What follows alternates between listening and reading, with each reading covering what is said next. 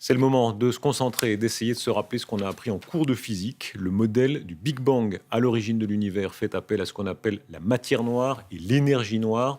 Et voici qu'un éminent chercheur genevois remet en question cette approche. Stéphanie Jacquet.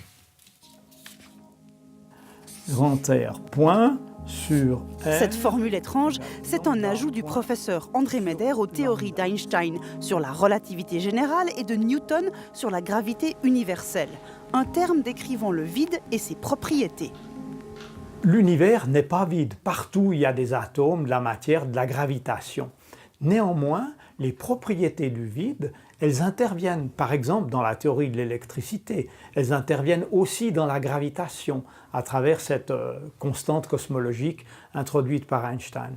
Et l'hypothèse, assez naturelle, c'est que si on le dilate ou on le contracte, il est toujours la même chose. La loi de la gravitation explique l'attraction des corps. La formule de l'invariance d'échelle du vide ajoute une petite force allant dans l'autre sens. À échelle réduite, elle n'a pas grand effet. Mais à la taille des galaxies ou de l'univers, cette modification permet de se passer complètement de la matière noire et de l'énergie noire.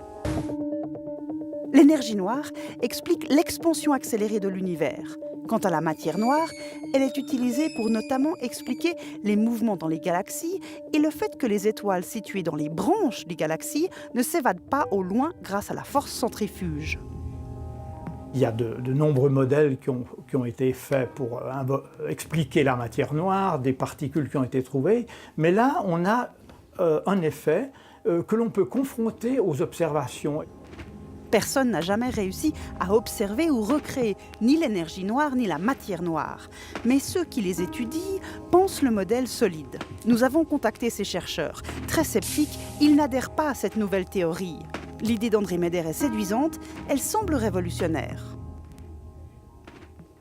Si son hypothèse de départ est juste, sa démonstration est implacable. Les nombreux chercheurs qui travaillent sur la matière noire et l'énergie noire vont mettre en doute et opposer leur modèle à celui de l'invariance d'échelle du vide. Le temps donnera raison à André Meder ou à ses contradicteurs, mais si le Genevois a raison, il aura changé à tout jamais l'astronomie et sa théorie, selon certains chercheurs, sera digne d'un prix Nobel. Rigoureux et minutieux, André Meder va continuer de confronter son modèle aux observations. Il fonctionne déjà sur certains cas.